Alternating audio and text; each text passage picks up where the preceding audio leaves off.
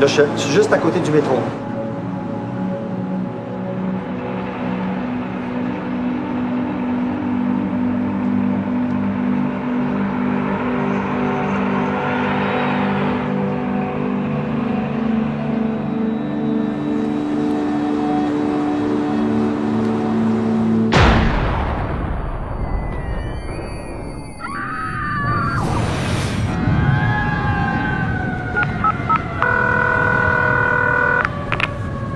Quelle est votre urgence? Je viens de sortir du métro, il y a eu une explosion. Il y a de la fumée partout.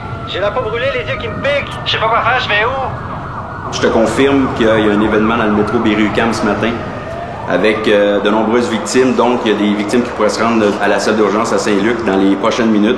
Déclenchez le code orange et préparez vos équipes de décontamination. Les autobus sont en place. Merci Bernard. Effectivement, heure intense au centre-ville ce matin. Alors à 9h30, un code orange a été déclenché suite à un incident impliquant un agent chimique. On est presque rendu. L'agent chimique aurait été libéré mécaniquement, suivi d'une explosion. Plusieurs victimes se sont rendues par elles-mêmes à l'hôpital Saint-Luc du CHUM à Montréal avec des signes de contamination.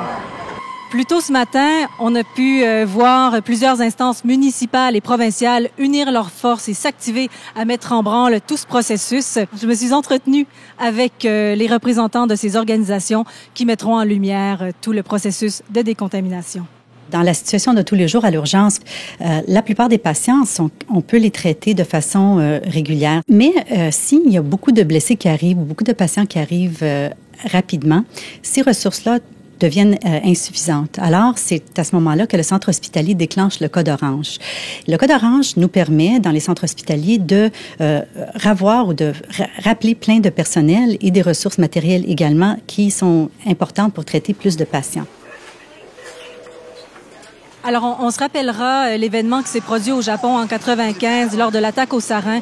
Alors, on remarque que lorsque plusieurs personnes se rendent d'elles-mêmes à l'hôpital avec des signes de contamination, eh bien, on fait bel et bien face à un événement majeur. Alors, c'est important de mettre en branle rapidement tout le processus de décontamination.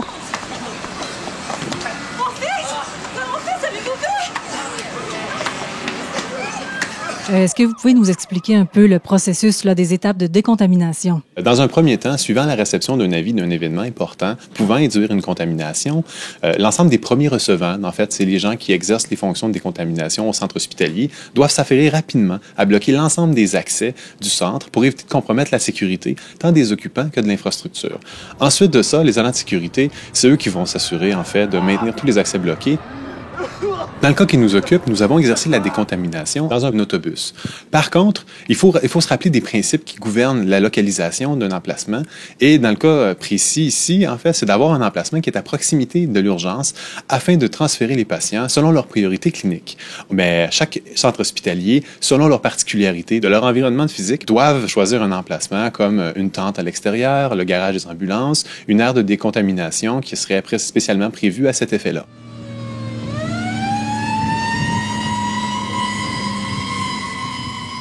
Une fois que le périmètre est érigé autour de l'hôpital, le personnel doit se préparer à procéder à la décontamination. Alors, ils doivent se vêtir d'un appareil afin de se protéger contre les risques de contamination et pouvoir traiter les victimes qui vont arriver à l'hôpital. Alors, il est essentiel pour eux qu'ils portent aussi l'appareil de protection respiratoire à épuration d'air motorisé. Donc, cet appareil respiratoire-là a certains inconvénients aussi au niveau de la communication. Alors, les divers intervenants doivent aussi se trouver des stratégies pour communiquer entre eux.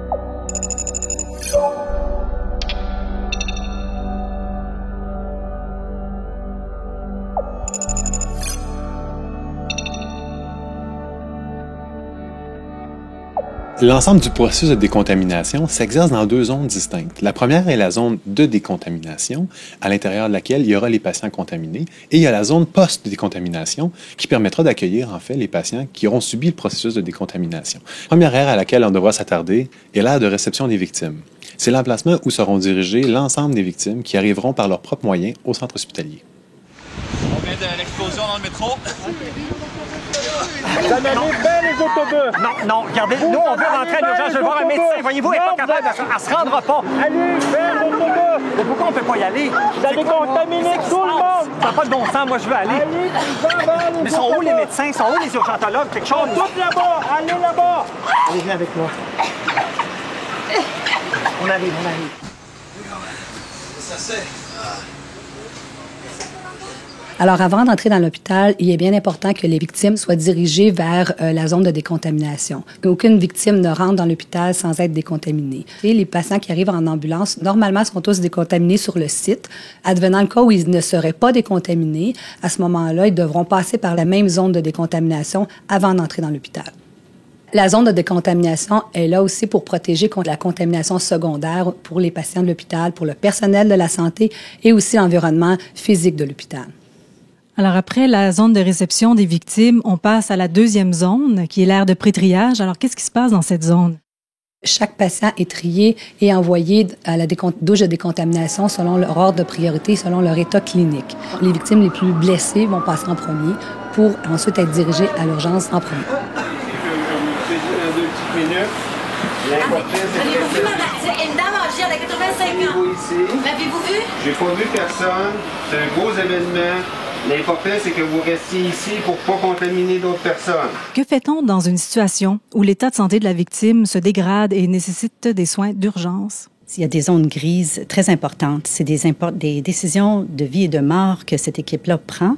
Et tout repose sur la disponibilité des ressources. Des fois, on est obligé de garder les ressources pour en sauver deux au lieu d'en sauver un. Alors, ce sont des décisions qui sont très difficiles et c'est effectivement une zone grise. Par contre, il faut être clair que le premier principe, c'est celui qui prime. Si on n'a pas l'information sur l'agent contaminant, on assume le pire et le patient ne doit pas entrer dans l'urgence, dans l'hôpital, sans être décontaminé complètement. Ça brûle. Oui, je sais.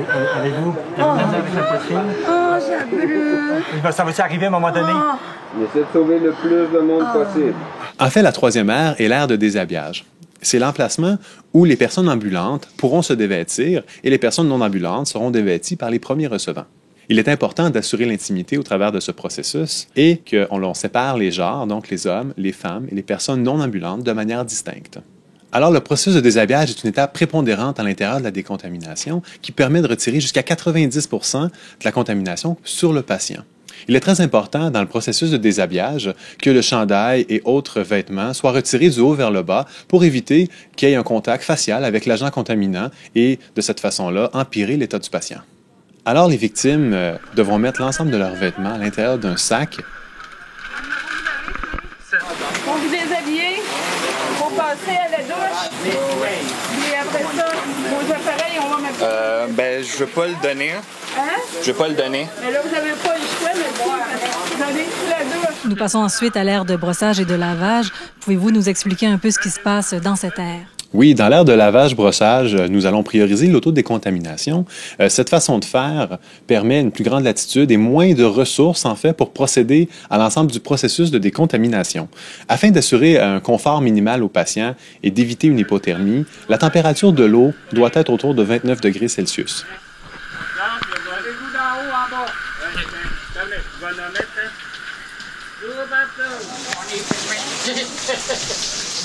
On va être clair, voir qu'est-ce qu'il y a. Toujours par en bas. Si vous faites comme il faut, c'est l'eau qui va faire partir, là. Oui. C'est l'eau qui va faire partir. Descends tout. Après le lavage, les victimes entrent dans la zone de post-décontamination, étant donné qu'ils n'ont plus de contamination sur eux. Alors, ils rentrent dans l'aire de transition, qui permet d'éviter un embouteillage entre l'emplacement du lavage et brossage et la portion où les gens seront rhabillés, soit l'aire de rhabillage-séchage. Comment? Les infirmiers là, OK. Une fois arrivés à l'urgence, les infirmières qui sont dans l'aire de triage doivent attribuer un code de triage au patient en fonction de sa priorité et puis en fonction de signes et symptômes bien déterminés dans l'échelle de START, finalement. C'est une échelle de triage qu'on appelle START pour les adultes et Jump Start, dans le fond, pour les enfants. Le patient qui arrive, qui marche, il va être coté vert automatiquement. Alors, les patients qui sont plus ou moins capables de répondre aux questions, mais qui respirent quand même bien et que l'état de santé est quand même relativement stable, vont être jaunes. Pour les patients rouges, les patients ont un rythme respiratoire très accéléré, plus grand que 40, leur état de conscience est altéré et demandent des soins quand même immédiats. Pour ce qui est des noirs, c'est les patients dont les chances de survie sont très minces. C'est sûr que ça va un peu à l'encontre du triage que l'infirmière fait habituellement. C'est un peu contre-intuitif, si on peut dire ça comme ça. Mais quand il y a une arrivée massive de patients, on n'a pas le choix d'y aller comme ça pour sauver le plus de monde possible. On a des zones qui sont attribuées à chaque couleur et où on envoie les patients pour qu'ils soient traités dans les meilleurs délais.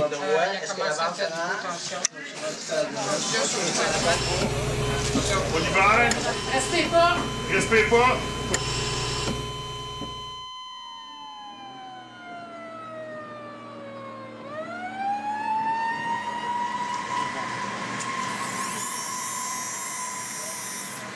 Alors, les victimes qui arrivent en ambulance sont déjà triées par les ambulanciers, selon la même méthode que nous utilisons, donc la méthode START. Par contre, même si le patient est déjà trié par les ambulanciers, l'infirmière qui est au triage doit procéder à la réévaluation ou en tout cas à l'évaluation du patient tout de même pour s'assurer que son état de santé ne s'est pas amélioré ou détérioré.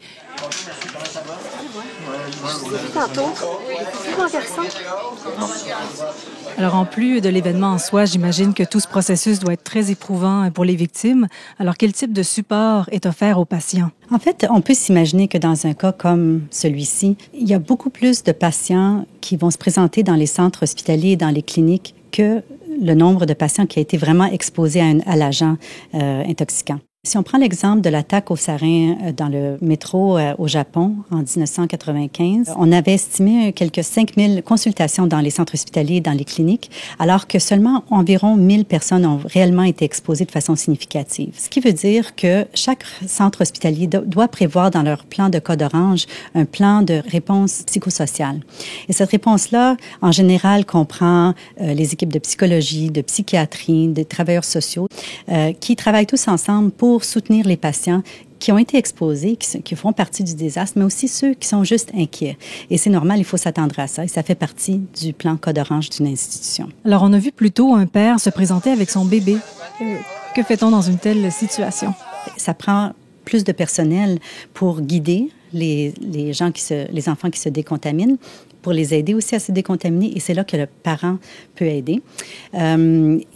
Aussi, quand on parle vraiment de la décontamination du poupon, qui est très particulière, il faut prévoir de l'équipement, un panier particulier pour que l'enfant soit dedans, que le parent ou le personnel médical tienne toujours le bébé avec une main au moins lors de la décontamination, où il faut s'assurer que et l'eau et l'environnement sont réchauffés pour que l'enfant ne devienne pas hypothermique, que les enfants seront plus anxieux et pourront pas communiquer verbalement souvent leurs douleurs, leurs blessures, leur anxiété.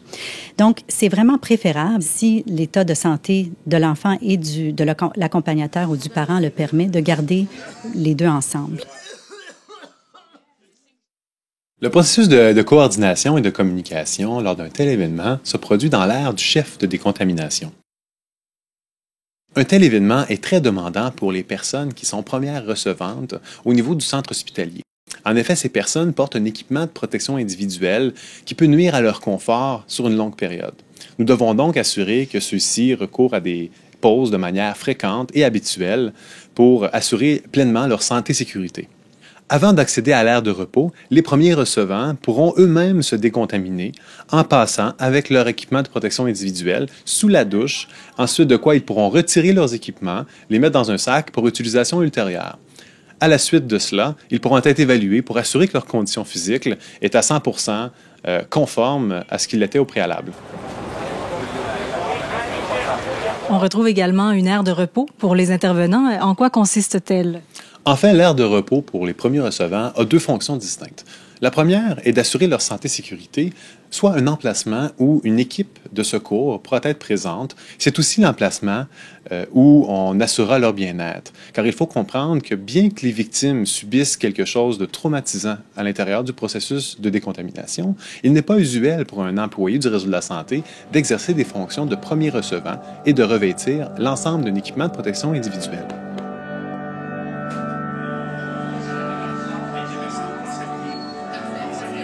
Alors, nous avons eu la preuve aujourd'hui que le Réseau de la santé du Québec est bien formé pour prendre en charge la santé de la population lors de malheureux événements. C'était Gabrielle Poulain en direct du centre-ville de Montréal.